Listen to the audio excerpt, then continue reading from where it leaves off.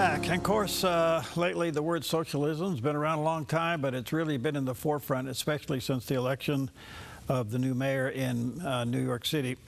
So very honored to have with us today Eric Eggers. He's the Vice President of Research at the Government Accountability Institute and co-host of its podcast, The Drill Down. He's the author of a book entitled Fraud, How the Left Plans to Steal the Next Election, and has appeared frequently in media analyzing election integrity, foreign policy, organized protest, and political corruption. There's a picture of the cover of the book on the screen there. And then the website is g-a-i.org, which stands for the Government Accountability Institute, g-a-i.org. Eric, good to see you. How are you, friend? Perry, that was incredibly well done. There's a lot of information to get through, but you handled it like a pro. Well, thank you. Good to see you. Where are you? Where are we Skyping you in from? So I'm actually in Tallahassee, Florida. So the capital of the free state of Florida, the place that has benefited the most dramatically from the rise in socialism in New York City. As the election results came in last week, I could feel my property values going up by the second. I was going to say, it's good to be in real estate down there. All right, a lot to talk about. Socialism. What's your take of that election in New York by Mamdani? Yeah, there's a couple different things happening there, Perry. I think on the one hand, if you import communists, as Stephen Miller said, you're going to elect communists. And I think it's worth noting that Zohran Mamdani won a majority of foreign-born voters in New York City. These are people for whom perhaps the concept of socialism is not altogether, if you'll pardon the pun, foreign. This is something that maybe they are used to seeing. They might not even think it's anathema to the way things should be run. Unfortunately, people in the United States of America know differently, but not enough of them showed up to reject that idea. So is there this upswell of an embrace of Democrat socialism within the party? Perhaps. But I also think in New York City specifically, it's a local thing.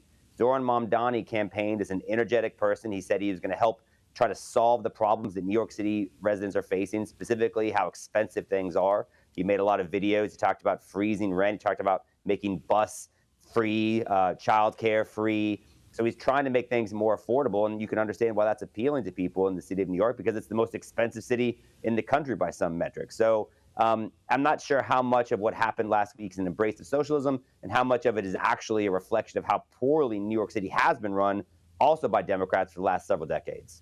All right, the next question troubles me personally, so I'd like to get your take on it. Is it really socialism that he's forwarding, or is it radical Islamic theology?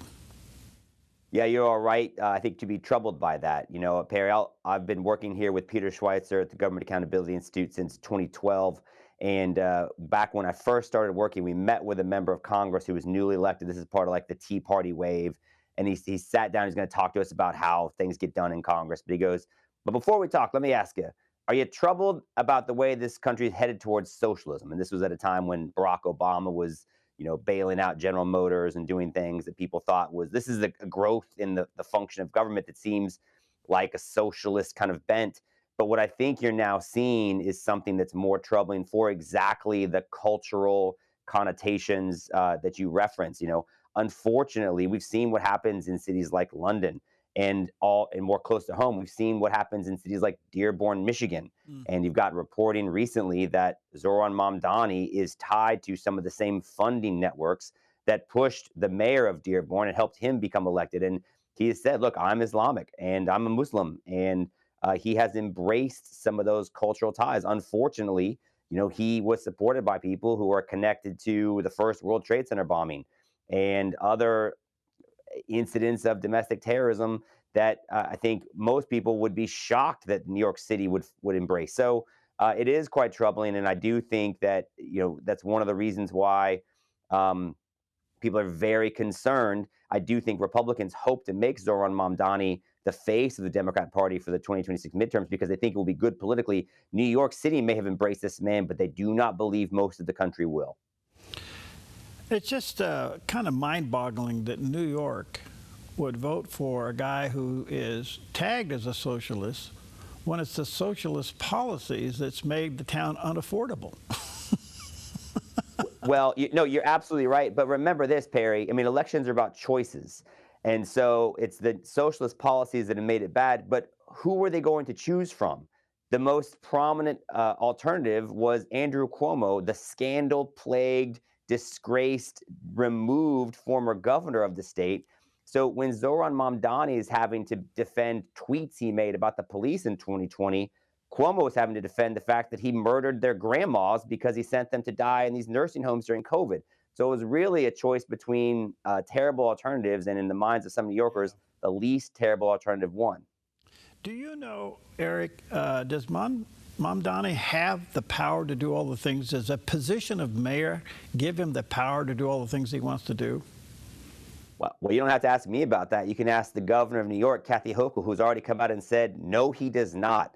And so I think, there's the mess around and find out part of this. And New York City residents are about to find out that much of what Mamdani promised, he is incapable of delivering on unilaterally. It will require support from the New York State Assembly. It will require support from the governor. Part of what he wanted to do to pay for his socialist plans was to raise the corporate income tax 2% to be on par with New Jersey. And I think he wanted to raise personal income taxes on the wealthiest residents of New York City. And the governor has said that she's not going to support that particular initiative, even though she endorsed him for mayor. Ironically, Perry, it's worth pointing out, Mamdani has not endorsed her for governor.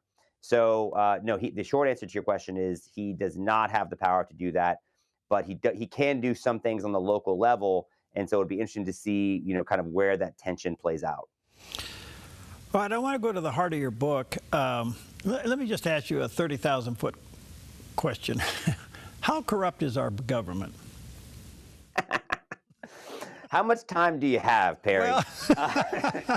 Well, the reason I bring that up, Eric, we were all pretty good, pretty happy when Doge was doing its thing, and then it stopped, and we don't know, was any of that carried out? And all of a sudden it pulled the covers off everything we suspected, but it seems like now it's just gone away. What's your take? Well, thank you for asking. And let me just tell you this. So, you did a great job of listing off our organizational website. The podcast I do with Peter Schweitzer is called The Drill Down, and you can listen to every episode we do at thedrilldown.com. And this is something we spend a significant amount of time discussing. In fact, the last episode we talked to somebody who's an expert in the SNAP and food stamp fraud department. And he said that one benefit of this program being frozen is actually they're able to kind of take a look under the hood and identify some of the more egregious examples of the fraud and waste that's happening within this program that's meant to feed needy and hungry families. And they're finding people that are registered for food stamps in 6 different states. Some people have cards that are carrying balances of over $60,000, which of course they can then turn around and sell for some amount of cash on the black market. So this is an example of a program that's been exploited with a significant error rate. The federal government is taking some measures to try to make it much more reputable.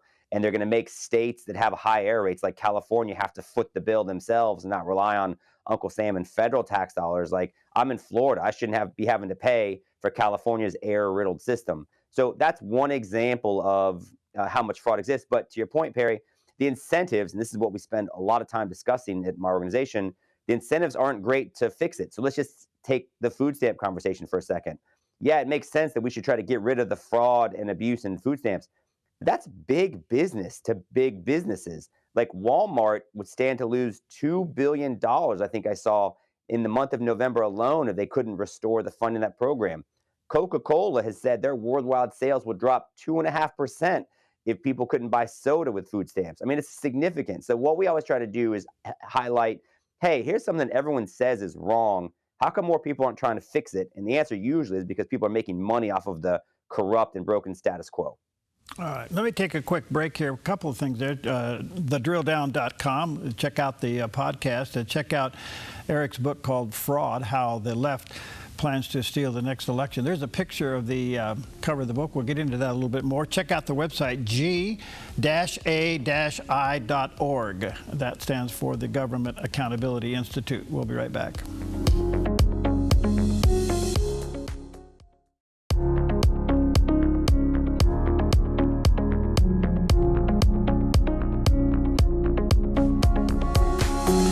Welcome back, and such an honor to have with us today Eric Edgars. He's the Vice President of Research there at the Government's Accountability Institute. He's also the host of its podcast, The Drill Down. You can go to thedrilldown.com. And the author of a fascinating book called Fraud, How the Left Plans to Steal the Next Election. He's appeared frequently on a lot of media outlets. He also deals with election integrity, foreign policy, organized protest, and political corruption. There's a lot to cover in that book. So, Eric, tell us about the left's plans to steal the election and election integrity. Where do we stand with that in America today? Well, I'll tell you, Perry, we're in much better shape today than we were when that book came out, which was in 2018. So if you can imagine, I wrote that book called How the Left Plans to Steal the Next Election before the 2020 election. Now, obviously, I couldn't anticipate what happened during the COVID era and the fact that we would send the most ballots ever in the least secure way ever, and then be lied to and told that it was the most fair and secure election ever, because my book spends a lot of time proving exactly the opposite. We spend a lot of time getting into the number of illegal immigrants that potentially can cast ballots, how vulnerable mail-in balloting can be, talk about how states like California participate in ballot harvesting, and of course that practice became much more mainstream and widespread in 2020 election, so much so that people said, hey, this was kind of bonkers. Let's dial some of this stuff back.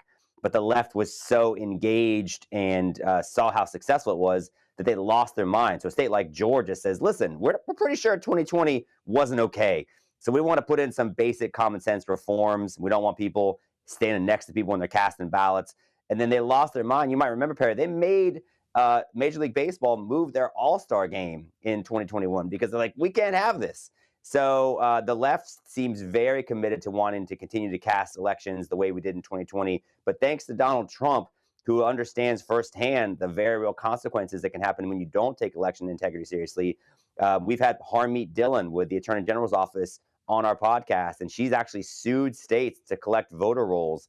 And in taking a look at voter rolls, I think they're trying to figure out who shouldn't be on there. You know, one of the studies that we did before that book came out looked at 37 states worth of voter rolls, and we found over 2,000 people in my home state of Florida that cast ballots in 2 different states. So, I mean, that right there was more than 4 times the margin of a presidential election from earlier this century. So we know, unfortunately, voter fraud exists, and I think that we have a real ally in the fight for election integrity with the Trump administration. So can the feds tell a Secretary of State in a state to clean up their voter rolls or inspect them themselves? Can the feds step in over the state and take a look at it? Well, Perry, let me ask you this question. What do you think Gavin Newsom's response was when Harmeet Dillon said, hey, California, we'd love to look at your voter rolls? Do you think they said, oh, absolutely, take a look at them, here they are? Or do you think they said, hey, our attorney's online too? Unfortunately, it was the latter. And so what the states can do is leverage the fact that they give them money. So the states are aggressive and I think tactically intelligent about leveraging federal money support to get the states to comply with, at the very least, turning it over. Now, you talked about the DOGE analysis. I do believe that the federal government's very invested in doing a very detailed level look to just make sure that the names on these voter rolls match actual legal residents. States like California have really struggled with that. So between that and encouraging states to require voter ID, I think those are very 2 common sense election integrity reforms that most Americans support. But wouldn't the feds have some kind of authority during a federal election? Well, one of the things that is supposed to keep our elections the safest is the fact that they're decentralized. So, you hear the idea that these states are laboratories of democracy. So each state is, in theory, in charge of conducting its own election. And in fact, even at the local level, each county is in charge of conducting those elections, and they have to get those results certified by the state. So the federal government is limited in terms of what they're able to actually mandate, even during presidential or federal elections. But again, that's where they can use the incentives of finances to encourage states to have, listen, we have concerns, and we're going to take a hard look at these voter rolls. I believe that's where things have to start. If you have time, Perry, just as a quick anecdote, in my book, I tell the story how easy fraudulent voter rolls are exploited. New York City, ironically enough, sent detectives undercover to try to cast ballots on behalf of people who should not be on voter rolls. They identified 63 names that shouldn't be there. and they sent undercover detectives to try to cast ballots on behalf of those 63 names. They were successful 61 of the times. So unfortunately, when names aren't on the voter rolls, they can be easily exploited, and that's one of the major problems in elections. So when you look back at this last election and the president wins not only the popular vote, but obviously the other vote, but he wins the popular vote against all the odds of voter fraud. That ought to tell you something, don't you think?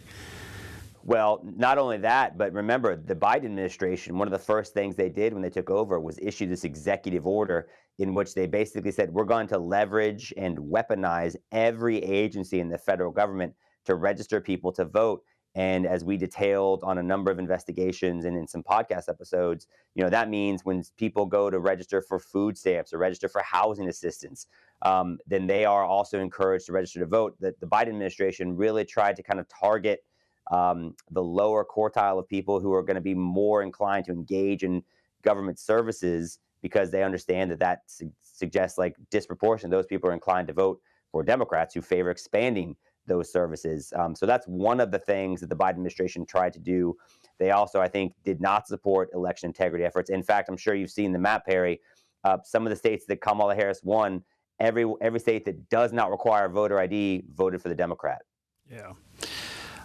Coming back to a little bit of Doge, there's this attempt now to get rid of the Department of Education. Quite a few presidents have talked about it, but this president has got it down pretty thin. Do you think it completely goes away? So we actually had somebody on our podcast, a guy named Richard Corcoran, who's the president of a university here in the state of Florida, and he's the former commissioner of education for the state of Florida under Ron DeSantis. And he suggested that eliminating the Department of Education is actually not a great idea. And here's why. Because one of the jobs of the Department of Education at the federal level is to dole out money. And they can say, listen, if you're doing something we don't like, we will withhold the significant amount of federal money that goes to the states. And so if you get rid of the federal Department of Education, which again operates primarily as a pass-through for money, then you give more power to states like California, like Illinois, for whom they have incredibly powerful teachers unions. And by the way, they support educational policies that I think most Americans, certainly most of your viewers, would not support. So if you completely eliminated the federal Department of Education, you actually just embolden and strengthen state-level departments of education like California, like Illinois, and teachers unions who work every day to do the opposite of the people who send those tax dollars to Washington would support. So don't know it's a great idea. I do believe the Trump administration is being smart about leveraging the money and trying to use, again, the power of the purse to encourage behaviors and incentivize the right things, incentivize actual learning in the states, and not SEL-driven nonsense. But that could flip. I mean, you can get a Democratic administration and they just give money away like crazy to advance their social causes through education. Yeah, welcome to the Biden administration, and welcome to the Obama administration. Okay. They did exactly that. However, I mean, the point is they still fund the states that are doing things. So, I mean, the money's going to get there, and so that's the natural kind of interplay that's part of the way our system is set up. Switch your thinking over to the whole tariff issue. It's before the Supreme Court. What's your take on that? Do you think he wins, or is there going to be some kind of a compromise? Where do you think that's going? Harry, you're hitting me with this political potpourri, buddy. No, I think I'm happy to address it. I think that the Trump administration seems to have a good track record with this current Supreme Court of making arguments that most justices find to be compelling, or at least certainly in compliance with the law, despite what you hear from most mainstream media outlets. So, it's very interesting, but obviously the idea of a tariff is not foreign to the history of the United States. This is something we've done before. And I think the most kind of interesting dynamic of the arguments I've heard so far is that the people who are opposing the tariffs recognize there's not a good or clever or kind of clean or accurate way of refunding the money. So there doesn't appear to be a functional remedy that they might be able to pursue. They seem like they're protesting just because it's something that Donald Trump supports, and so they don't want to support something that is on behalf of someone whom they personally and politically oppose. But yeah, I guess I'm optimistic that this economic policy was well-reasoned and vetted by the lawyers within the Trump administration, who I do believe to be good at their jobs. All right, sticking with the potpourri, 8 Dems crossed the aisle and want to open up the government. That's a bad day for Schumer. What do you think? No, it's absolutely a bad day for Schumer. I think it's a good day for America, though. And, this is something we also addressed. I think, ironically, the incentives were in place for both sides to perpetuate the shutdown. I mean, the Republicans, to your point, like they felt like they're making progress in right-sizing the government under Doge. And then when that went away, they kind of lost out on the opportunity to continue to do that. This shutdown was saving the country money because we're not funding certain things. And I do, as Brooke Rollins has said, look, this is a chance for us to get eyes under the hood of this kind of broken and corrupt system. So I think the Republicans and the Trump administration said, look, we're okay with this because we'd actually like to get rid of and downsize a number of people at the federal level. And maybe the fact that it's not working at all is a good indication of just how many of these services we can do without. And then on the Democrat side, they seem to be content because by not supporting and not caving for reopening the government, it appears that they are playing to their constituents and looking like they're fighting the Trump administration, something that Democrat voters say they're looking for their leaders to do.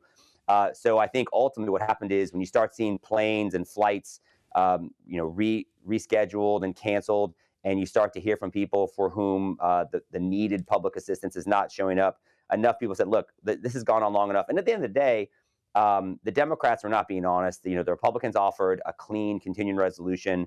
They fought and won that battle with the one big beautiful bill. Just because the Democrats don't like it doesn't mean they get to use the shutdown to relitigate an issue that the Republicans previously won on. Enough Democrats came to their senses and are finally admitting that, which is why they're supporting the reopening of the government. You're fascinating, Eric. Before I run out of time, one more quick question. Will we ever have a balanced budget again?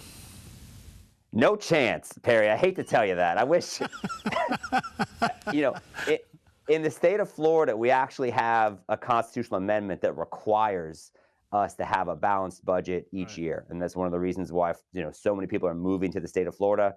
I think Ron DeSantis is being viewed as a presidential candidate. And actually our Lieutenant Governor Jay Collins is being viewed as a natural successor because the state of Florida is incredibly well run. However, the federal level, unfortunately, does not have that incentive. It does not have that carrot or stick, which is why it's been 30 years since we've had one. You're fascinating. We'll get you back. Let me check out, or tell our viewers to check out The Drill Down. That's the podcast, thedrilldown.com. Check that out. Check out Eric's book called Fraud. You can catch that online. And the website is g-a-i.org, and stands for the Government Accountability Institute. And there's a picture of the landing page. Thank you, Eric. You're fascinating. Let's stay connected. Harry, you're the best. Thanks to you and your audience. Have a great day. You too.